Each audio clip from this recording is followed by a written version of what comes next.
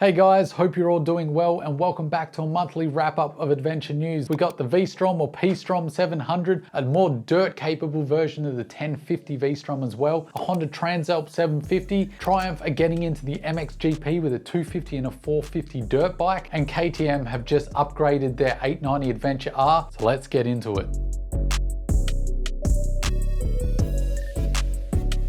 Suzuki have added an additional model to the V-Strom 1050 lineup, and it's one I think was quite needed in the lineup, and it's called the DE. So what exactly does this bike get that the other V-Stroms don't have? Well, the big one, which is a huge indicator of this bike's purpose, is that it gets a 21-inch front wheel rather than a 19. This means it's the most dirt-ready version of the V-Strom 1050. Other things that help it off-road as well are also switchable ABS in the dirt, which I think is almost mandatory if you're a serious off-road rider. And the Suzuki 1050 DE is supposed to be getting a new gravel mode for its traction control system. Additionally, you've also got 10 millimeters more of travel, so that suspension travel is now out to 170 millimeters. And that's led the V-Strom 1050 DE to also have more ground clearance, around 30 millimeters or an inch in the Imperial system. The swing arm is also longer on the DE compared to the other models in the lineup. And there's also an increased rake on the 1050 DE to accommodate that 21-inch front wheel to maintain a nimble feeling in the handling. And one thing that's confusing is that it's got a tubeless rear wheel, but it doesn't have a tubeless front wheel. So make of that what you will, but it is a bit of a head scratcher that why you wouldn't go with a full tubeless system other than just sheer stinginess on Suzuki's part. So there's a lot to like about the Suzuki, the increased off-road ability. It's already a fantastic adventure tourer, that V-twin motor.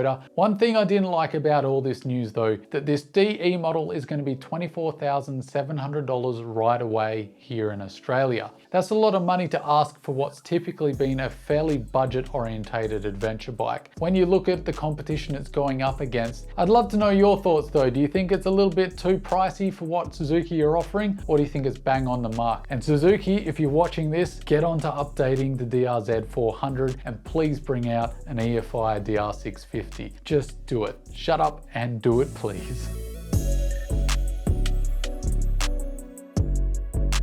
Spy shots of the Suzuki V-Strom 700, or as a few others are speculating, 800, have surfaced, suggesting that in 2023 we might get ourselves a brand new V-Strom, or should we be calling it a P-Strom? It looks like there's a parallel twin in this bike and not the V-twin that has made the V-Strom so famous. So a lot of people are going to be a little bit disappointed about the departure of the V-twin. It is good to see that Suzuki are finally doing a serious model update on the V-Strom. It also looks like this is an 18-21-inch wheel variant, so that suggests we're getting a more off-road capable V-Strom, which is music to my ears. Let's see if it's actually lighter as well, because that would be fantastic. Now, I did make a video on this earlier in the month, and since I've made that video and looked over the pictures a little more, I'm much more confident that that definitely is all new suspension on the bike. That USD front suspension looks much beefier than the outgoing model, so that's also encouraging. Also, we know that Suzuki have just released a DE version of the 1050 V-Strom, which is more dirt capable than the XD. It's got me thinking, will we see a DE model variant of the Suzuki P-Strom 700? We could see this at the end of the year at the motorcycle show, so that will be really good to see. I'd love to know your thoughts. Are you excited to see a more dirt capable V-Strom? Are you annoyed that they've dropped the V-twin? And do you think they should still call it the V-Strom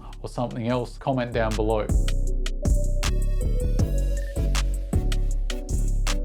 So what's new on this bike? Well, it really is tweaks and improvements. You get a USB-C port on the new TFT dash. The WP suspension is said to be retuned. How much that will affect the handling of the bike, we will just have to wait until the bike is released. KTM are stating that the tweaks have been done to reduce rider fatigue on long distance rally rides. The most interesting thing I think of this new 890 that is coming out in 2023 is the fact that they fixed a niggling issue that I really was surprised KTM had. had. When you set the off-road modes, whether it was just the general off-road setting or the rally setting, you had to independently switch off the ABS setting. Now KTM have amalgamated the function of switching the ABS off, so when you put it in off-road mode or the optional rally mode, it automatically disengages the ABS, which I think is fantastic and should have been on there from the start, so it's good to see that they've caught that one. The big discussion on the internet with this motorcycle though is its new demo mode that the KTM has. What exactly is the demo mode? Well, KTM have basically given you full electronic functionality on whatever model of the 890 you get, which means you get all the shiny upgradable electronic systems that KTM offer. But when you reach 1500 kilometers, it goes back to the factory settings and all those extra features disappear, but you can choose upgrade or keep those electronic systems for a fee. You could either construe that as KTM really offering more value to its customers,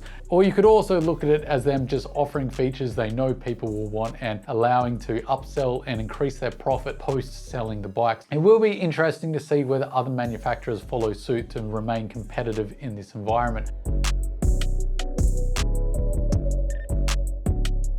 First off, we got spy shots of what looked to be a Transalp 750. The jury's still out whether this is just a really well executed hoax or whether this is legitimate, because when you look at the pictures, this bike looks very, very polished. A few European media outlets have confirmed that this was Honda was out shooting their media package for the Transalp 750, but they haven't got any official confirmation from Honda, and it does look like they're sticking to the Transalp ethos of being more of a everyman's adventure tourer rather than a hardcore off-road adventure bike. On top of that, Honda released the brand new motor for the Hornet 750, and they've confirmed that it's a parallel twin 270-degree crank and it's making roughly 91 horsepower. Now, why is that exciting? Because it's largely agreed by all the media outlets that this is the motor that will be in the Transalp 750. Now, I put it to a question to you guys in the video whether you want to see the full fat 91 horsepower that's going in the Hornet, or do you want to see that motor retuned for off-road? And with a large amount of relief,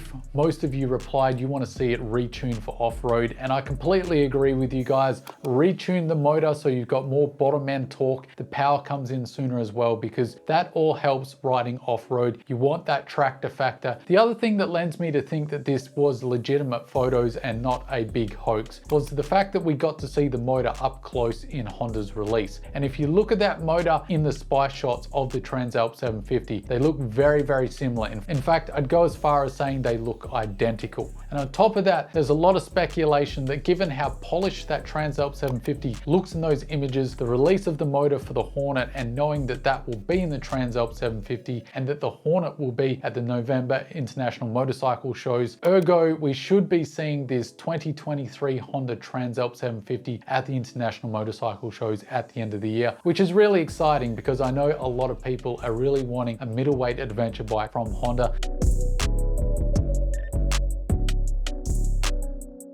Think of this basically as Ducati's competition to the big BMW 1250 GSA. Big news with this Ducati is a massive 30-litre tank. The other interesting thing that they've done is employed cylinder deactivation. Now, this isn't too uncommon. Harley riders will know this. It's common practice on a lot of bikes to lower emissions. But Ducati have taken that one step further and they actually deactivate the cylinders in motion. Whether it will make sense or not out on the open road, who knows, but it'll be interesting to find out. The suspension travel has also been increased for more off-road performance. It's now up to 200 millimeters, which is roughly 30 mil up front and a 20 mil increase at the back. You also get things like a bigger windscreen to keep you protected. And there's a lot of wizardry going on with Ducati's semi-active suspension. Now, there are a few features going on here, but I think the most interesting one is the auto leveling function that this new V4 Rally has. Depending on what you're carrying, whether you're riding yourself or with a pillion, or you're riding with luggage and a pillion, the Ducati semi-active suspension will actually balance itself out to compensate for those different weight variations. You also get a new riding mode called Advanced Enduro Mode. Of course, this setup is made to maximize the bike's potential off-road, so you're actually dropping the power in this case. The V4 Rally makes about 170 horsepower. Clearly, that's not very usable off-road, so that new mode takes it right back down to 115 horsepower.